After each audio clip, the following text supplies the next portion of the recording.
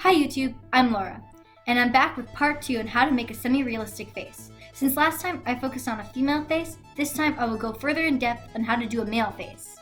All you will need is a pencil and an eraser, and of course, ideas. Alright, let's get into it. Of course, the first step is to make a circle. The next step is to make 3 guidelines. One down the middle of the circle, another one cutting the circle into fourths, and then finally the last one at the bottom of the circle. Now to measure the chin. This is approximately 1/4 of the circle. However, I actually place it a little above that line. To make the jaw, I draw relatively straight lines and a very crisp line from the top of the jaw to the chin. This makes it look a lot more masculine.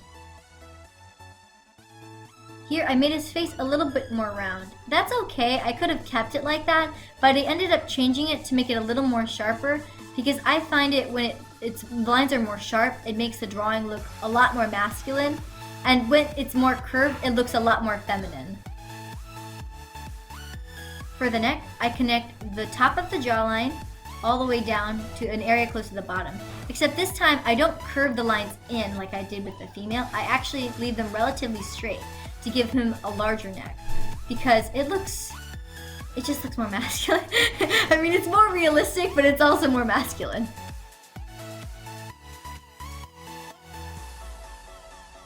This part is optional. What I do is I really thicken those edges, especially those points, to accentuate them because I find it when you do that, it makes it look, the face of course, look a lot harsher and less soft and less female.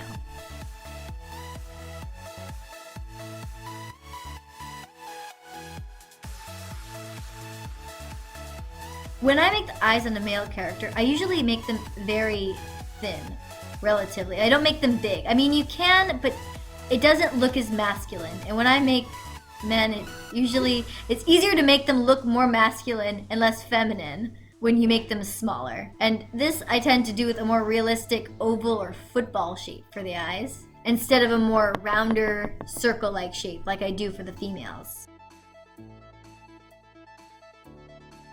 Now for the nose. When I do a male nose, I actually tend to make it look a little more realistic. I start with 2 lines going out in opposite directions, and then I put a curve on one end, and then I put a line on one side. So it's almost like I complete half the nose and not the other half because it's kind of implied, like you don't really need it.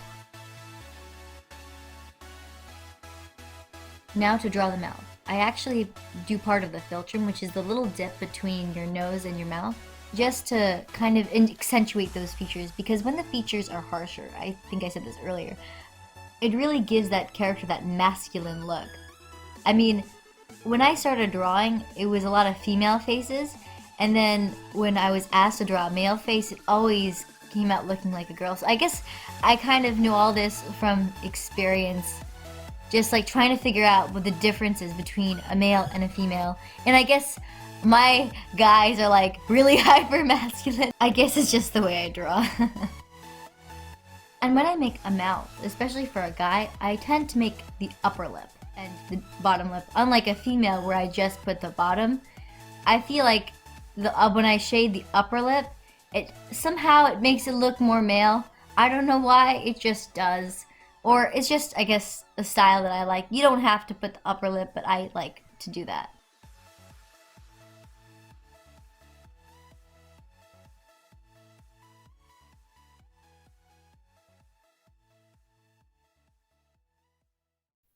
Now I'm jumping back to finish the eyes, and I do this because I kind of want to get a sense of what the character is going to look like. Because I made the mouth frowning, I guess I'm going to give him maybe a more angry, confident, or just angry look. So I also do his eyelids, that's important as well. So now I'm making his eyebrows slanted. So he looks, of course, angry.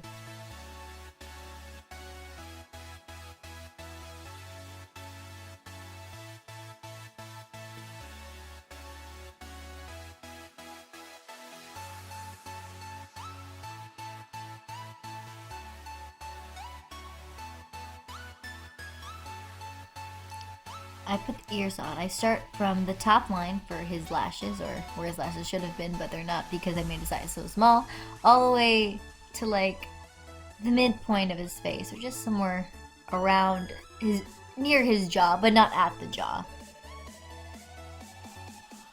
The next step is to make his hairline. He does not have hair. I don't think we want a bald guy. I mean, you could. I mean, you could also have a bald girl. I could have done that, but I don't think you want him bald. So I start with the hair. Same thing as last time. Make big clumps first and then section it off. And this time, because I really gave him an expression, I decided that I'd actually think about what his hairstyle would be instead of just giving him a generic one. So I was thinking about his attitude. He seemed like really upset, maybe about staying home. Coronavirus is getting him. He wants to go outside, maybe hang out with his friends. I don't know. Looks like a buff guy. Maybe he's part of a gang or not. I don't know. So I gave him a spiky hairstyle. And with spiky hairstyles, what you want to do is you want to have a lot of spikes going in one direction and then a point in the hair where it switches. And that way, it kind of looks... It looks good. I don't know any other way to explain it. Now I'm erasing the guidelines and I'm ready to add detail.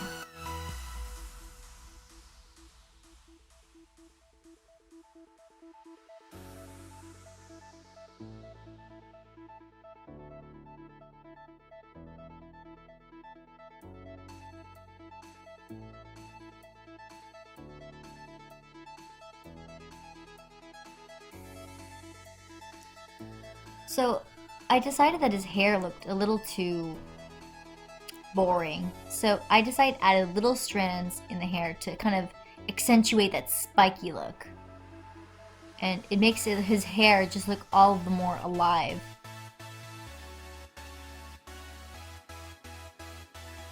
And when I look at him, I kind of get the feeling that maybe he's upset about something. And I think it's important when you're drawing something, not just like to draw it, but also to think about what you're drawing and what you're trying to say. Maybe not like overall with your art, but just like as a picture, what are you trying to portray?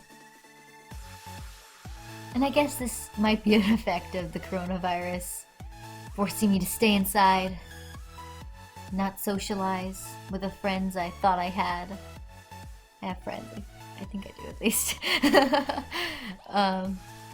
Yeah. I guess that's just me kind of succumbing. Last one was happy. I made a happy girl. Now I'm making a sad guy. All alone.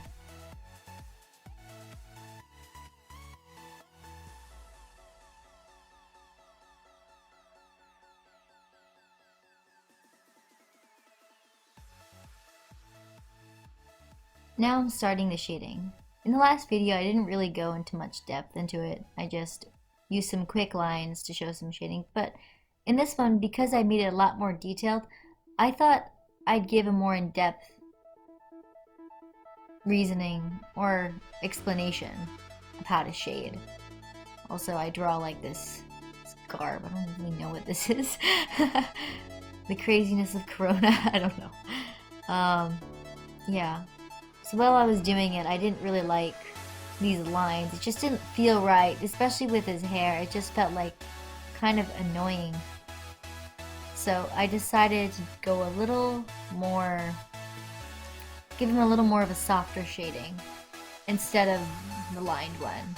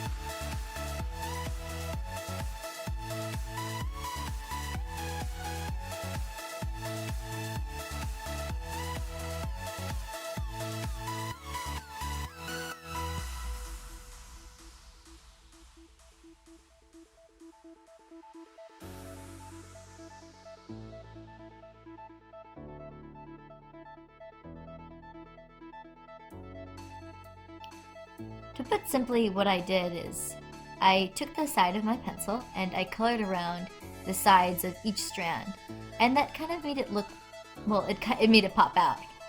And for the big spikes, what I did was I colored, or better put, I shaded the outer part and then the inner part. Like, if you look at it closely, I have a larger triangle and a smaller triangle. And I colored the outer part and inner part, and I left a little space in the middle, creating this white triangle. And that really makes the highlight pop and make the whole drawing look a little professional.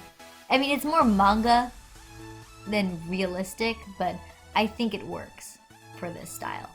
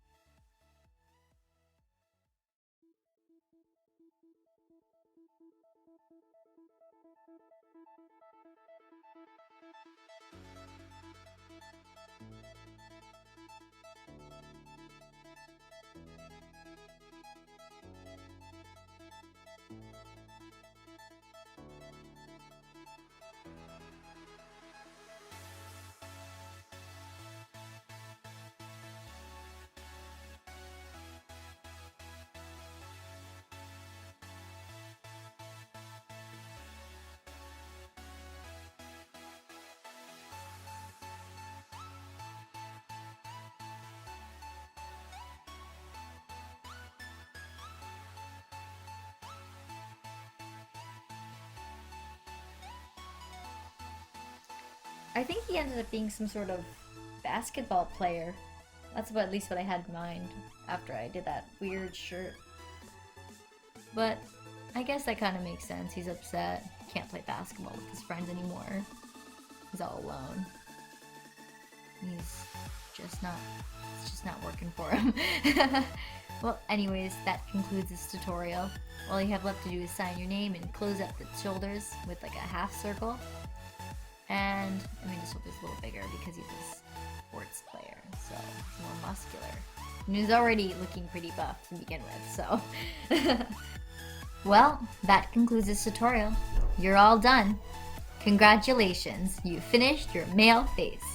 Thank you for watching, and whew, this is a long tutorial, 14 minutes already. I hope you enjoyed this, and don't forget to like, subscribe, or leave a comment. And stay tuned for the next video. Bye!